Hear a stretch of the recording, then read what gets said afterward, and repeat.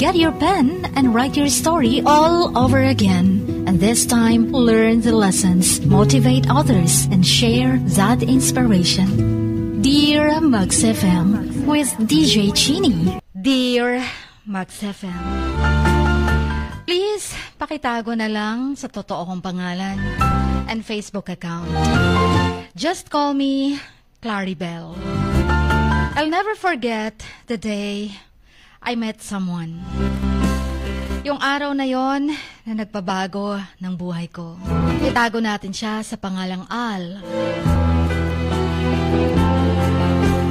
He was everything na pinangarap kong makasama habang buhay. He was kind, pogi, charming. Tapos, yung bang matutunaw ka sa ngiti niya, palabiro din. We met through mutual friends. And from the moment na nag-shake hands kami, alam ko sa puso ko na siya na ang hinahanap ko. Yung bang masyado yata akong na-in-love agad hanggang sa hindi ko na pinakawala ng pagkakataon.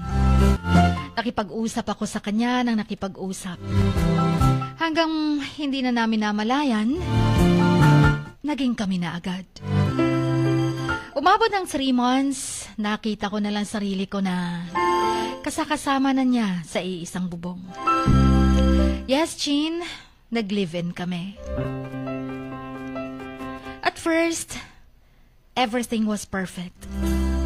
The first 6 months, we would spend hours talking, tawanan dito, tawanan doon. Ina-explore namin ang buong city together. Siya yung confidant ko sa lahat ng mga problema ko sa bahay, sa pamilya ko. Sinasabi ko sa kanya. Siya yung tinuturing ko ding best friend. Si Al ang naging sandalan ko simula nun. I've never felt so secured and so loved by him. Pero nang umabot na kami ng 8 months, unti-unti nang nagbago ang lahat. Things started to change. I began to feel na parang nanlalamig na siya sa akin. Pero habang nanlalamig siya, naging clingy siya. Masyado na siyang naging possessive. Masyado na siyang controlling sa relasyon namin. He would question me about yung mga maliliit lang na bagay. Kung sino tinetext ko, sinong chinachat ko, kung saan ako pupunta, sino ang kasakasama ko sa trabaho. Yung bang he would get jealous over nothing. Tapos ang bilis niyang magalit, ang bilis niyang magtampo. Naramdaman ko na para bang hindi na ito gusto ko. Hindi na siya ang dating nakilala ko. Panlabas lang pala yun. Yung umpisa, ang saya-saya. Akala ko perfect na. Pero nung lumabas ng tunay niyang mga ugali, para bang lagi akong nagbabantay na wag magkamali. Kasi baka magagalit siya, baka iinit ang ulo niya sa akin. But I stayed because I loved him. I convinced myself that insecure lang siguro siya. Lalong-lalo na't nakikita niya maraming lalaki sa kumpanya namin. Siguro gusto niya lang ng reassurance and comfort. Pero hindi naman ako nagbago sa kanya. Ganun pa rin naman ako sweet and caring na girlfriend. Pero sinubukan kong maging pasensyosa. I tried to be patient, I tried to be understanding, and to be supportive. Pero parang ako lang yatang bigay ng bigay. The more I give, the more he takes. Para bang nasa id ako, parang sinaid niya na ako. Leaving me feeling drained. Kaya napagod ako, Chin. Nagsimulang makaramdam ako ng emptiness sa puso ko. Until one day, I met someone else. Itago natin siya sa pangalang Ryan. Yun ka bang parang tingin ko kabaliktaran siya ni Al? angas ang dating pero mabait naman. Gentle and respectful. Nagkaigihan kami, nagkahulihan ng loob. Naging parang MU. He listened to me, he supported me. He made me feel special. Until we started talking, and before I knew it, we were falling in love for each other. Ganun lang kabilis ang nangyari. I know it was wrong. Pero I couldn't help myself. Siguro naging desperada lang ako na kumawala sa naging toxic na relasyon ko kay Al. Desperate lang ako na maging happy again. Alam ko, Chin, mali ang gagawin ko at ang ginawa ko. But I made a choice. A choice that would change my life forever. Pinili kong iwan si Al. To walk away from the relationship and start anew with Ryan. Pero, naging malupit ako. Naging heartless. Nagsinungaling ako kay Al. Sinabi ko sa kanya na overtime kami sa trabaho. When in reality, nasa kay Ryan lang ako. Lagi akong ganon. Ganon laging excuses, overtime sa trabaho. Hiding my secrets and my lies. Hanggang sa Al finally discovered the truth. Pero hindi na niya ako nakompronta. Umalis na ako sa bahay. At iniwan ko siya nang walang paalam. Ni walang sulat na iniwan. Basta dinala ko na ang lahat ng gamit ko. Sa loob ng 2 months na niloko ko siya.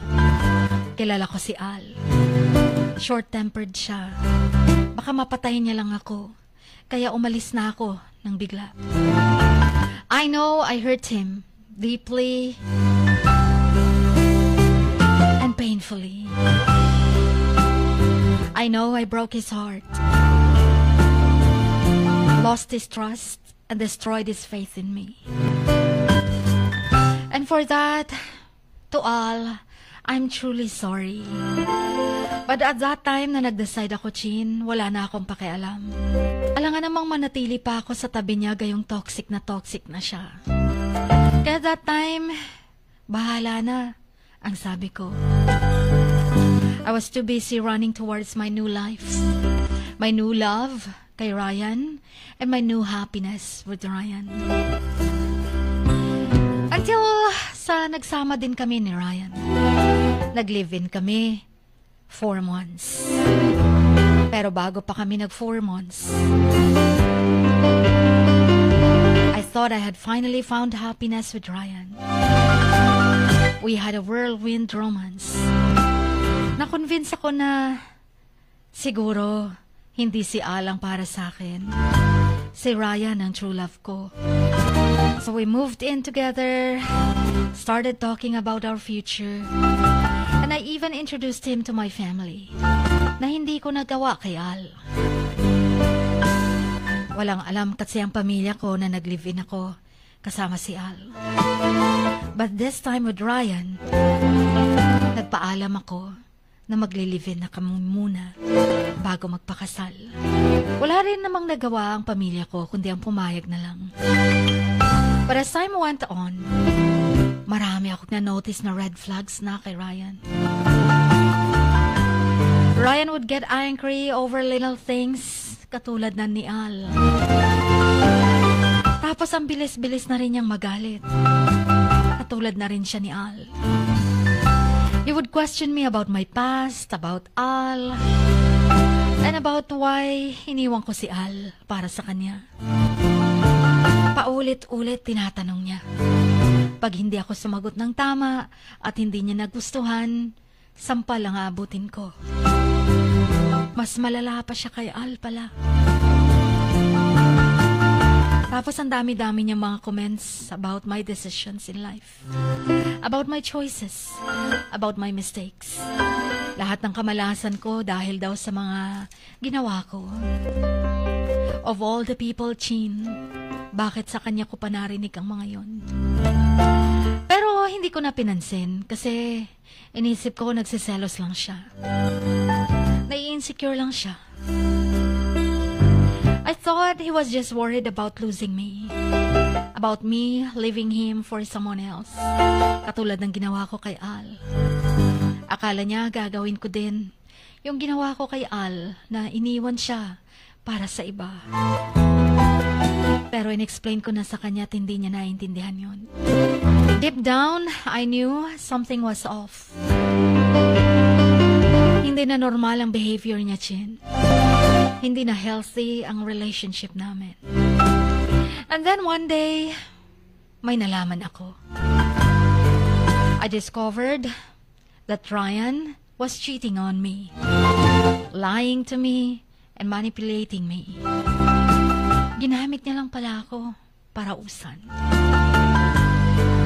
Yun pala, tatatlo kami sa buhay niya. Ginagatasan niya lang pala ako dahil maganda trabaho ko. He had been using me all along. Yung perang binibigay ko sa kanya, pang-date niya sa isa.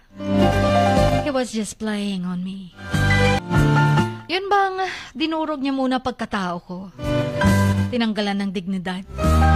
Tapos malalaman ko na lang ang totoo. I was devastated, heartbroken, and betrayed. I felt like na para bang paulit-ulit akong sinusuntok sa tiyan. Para bang sinipa yung bunganga ko, tanggal lahat ng ngipin ko. I couldn't breathe. I couldn't think. At wala na rin akong mafe-feel. Kinonfront ko si Ryan, but he denied everything. Kitang-kita ko, basang-basa ko, lahat ng mga messages niya with his another girlfriend. At nakita ko nga kung gaano katotoo ang panloloko niya dahil tumatawa pa siya sa chat na binigyan ko na naman daw siya ng allowance. May pang-date na naman daw siya. Pinagmalaki niya pa sa mga barkada niya. Naandali ko dang mauto. Pinapaikot lang daw niya ako sa palad niya. He lied to my face. Sinabihan niya pa akong paranoid lang daw ako. He told me that I was crazy. Pero alam na alam ko ang katotohanan. Alam ko, he betrayed me. Kaya nawalan ako ng trust. And he had shattered my heart. And of course, kung nagawa ko kay Al, nagawa ko din sa kanya. Iniwan ko nga siya. And I had to. I couldn't stay with someone who had so cruelly and so deliberately hurt me. In my face, pinagtaksilan ako. I couldn't stay with someone who had betrayed my trust, my love, and my vulnerability. Na-realize ko, Chin, na karma ko na ba to? Pero hindi naman siguro. Dahil toxic din si Al, kaya dapat ding iwan. Pero kasalanan ko ba, Chin, na iniwan ko si Al para kay Ryan? Naging karma na ba to? Dahil mas malala pa pala si Ryan na ipinagpalit ko kay Al. I had been running from Al, from the pain he had caused me, and from the guilt I had felt. But in doing so, I had run right into the arms of another abuser, like Ryan. Another manipulator, another betrayer. Alam ko, kailangan ko na munang bigyan ng pansin ang sarili ko. Siguro nga bumabalik na sa akin ang lahat. Sinaktan ko si Al, at etong pinagpalit ko, mas masakit pa pala. But I had to face my fears, my mistakes. I had to learn to love myself, to trust myself, and to heal myself. And I had to do it alone. Please don't judge me. Pero sana mapayuhan niyo ako kung ano bang dapat kong gawin. Just until here, and until next time, please play my requested song. It's all coming back to me. inyong kamags, Claribel.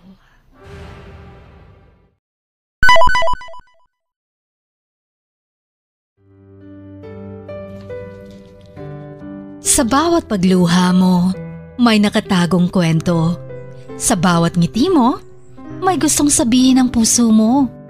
At sa likod ng iyong halakak at maging sa pagkabiko mo, may mensaheng nakabalot sa iyong pagkatao. At ang tanging nais mo lamang ay mapakinggan ang mga ito ng buong mundo. Dear Mugs FM with DJ Chini. Life has got all those twists and turns. Stand up for what you believe in. What lies behind you and what lies in front of you pales in comparison to what lies inside of you. Dear Mugs FM with DJ Chini. Sabi nga nila, ang pagsusulat kapag masyado mong diniinan hanggang sa susunod na pahina ay nagmamarka. Katulad ng pagmamahal, kapag masyado mong ibinigay ang lahat, yung sakit na gawa ng nakaraan, dala pa rin hanggang kasalukuyan. Dear Mugs FM, you own your story and you are the author of your own book of life. Don't let others write your script, but let others hear your story and make them inspired. Kaya sumulat na, maging bahagi ng aming programa, Dear Mugs FM with DJ Chini, tuwing Lunes hanggang Biyernes, 1:00 hanggang 3:00 ng hapon sa Mugs News FM, Sock Sargent. Love, life, and lessons from the past, only at Dear Mugs FM with DJ Chini.